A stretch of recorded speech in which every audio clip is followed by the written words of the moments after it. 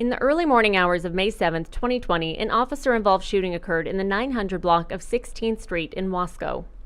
The following presentation is intended to help bring context to the facts surrounding this case. Some of the audio and visuals we're about to present may be disturbing. Viewer discretion is advised. Deputy Carmen Holguin and Deputy Orlando Ramos were first on scene. Deputy James Jackson arrived shortly after. Deputies located the suspect, Daniel Gomez, standing over two women while holding a knife. Deputies could see blood on the floor and hear the victims yelling for help. Deputies ordered Gomez to put the knife down. Gomez refused and continued to move towards the deputies in the apartment.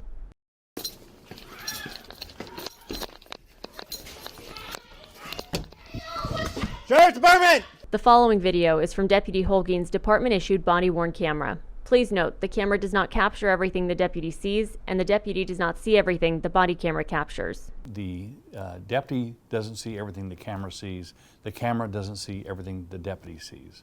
Each individual officer has an obligation to protect each other, protect the public. My question to you, were the victims in that case, were they seriously injured at the time? Did you know the answer to that? Were they possibly bleeding to death? Did you know the answer to that? These officers obviously did not know the answer to that. They knew they had a victim who had been stabbed. She was one of them very vocal and bleeding. I've been stabbed. Put the knife down! And they have an obligation to get to her. They allowed, in most cases, and in this one in particular, an enormous amount of time for this person to comply, knowing they had a victim just a few steps away. Here's the same scene through Deputy Ramos's body-worn camera. Deputy Ramos is positioned in between Deputy Holguin and Deputy Jackson. Hey, with your hands! Get down on the ground! Get down on the ground! Get down on the ground! Put the knife down now! Put it down! With your hands! Put it down now!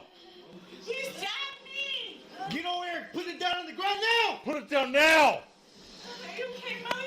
Should I be okay? One at gunpoint with a knife. Put it down! Put the knife down! Put the knife down! What's wrong with you? Is she bleeding? She's bleeding.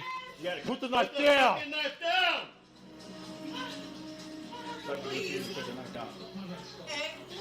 Put it down! Put the knife down! Put it down now! Every single incident that occurs that ends in an officer-involved shooting is different. Some are better than others, some are worse than others, but we look at whether they're within the law and within policy, not whether they're good or bad or what they appear to be. It's the perception of the officers. The law says that you'll look at these incidents from the eyes of the officer and the threat that they have.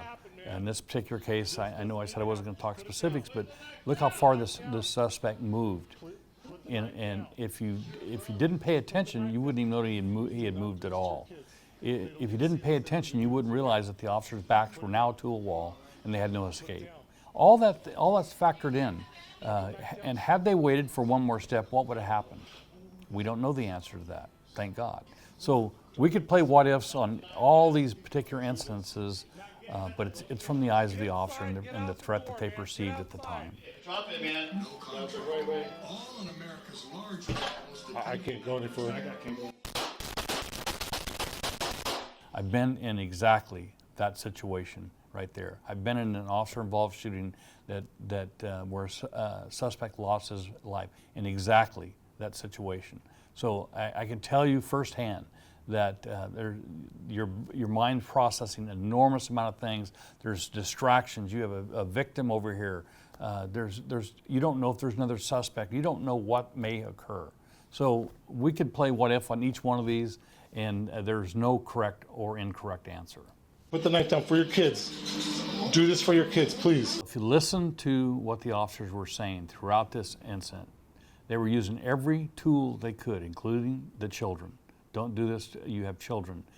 We can work this out over and over and over again. Anyone that watches this videotape would come to the conclusion that these officers did not want to use deadly force. All right, don't do this to your kids, man. Don't do this. We can get through this. Just don't take another step, man. Okay? Look. Just do it. I'm already in too deep. No, it's okay. Talk about this, man. We're going to get through this. So they didn't just choose at some point during this instance say, I'll just use deadly force. It doesn't work that way. I listened to this video and it was heart-wrenching because they were begging him to not do what he was going to do. And you could tell by his mannerisms that there were things going through his mind, and they were trying to play to that, including his children. So, you know, if children are present and you use deadly force because your life's in imminent danger, so be it. You know, you're going to go home, and that's what's important. This particular shooting it falls on the suspect. Would it have been possible for them to fire and hit him in the leg, perhaps? No, it is not possible. When you discharge your firearm, if you don't hit the brain, the spine, or the heart, that suspect doesn't stop. We talked about children being there. When you start talking about aiming for limbs and those miss, where do those rounds go? Maybe into a child. And so we do not train to shoot limbs. We train to stop the threat. Don't do this, dude. Don't do this to me. For some straight talk, for straight Drop the knife. Some cell phone plans don't give you enough data. More is music to the ears. Get more of a good Don't do this to me. Drop the knife, man. Don't do this. Ma'am, get inside that door, please. Get inside. Get out the door, ma'am. Get outside. Drop it, man. no contract. All in America's largest. I can't go any further. I can't go in.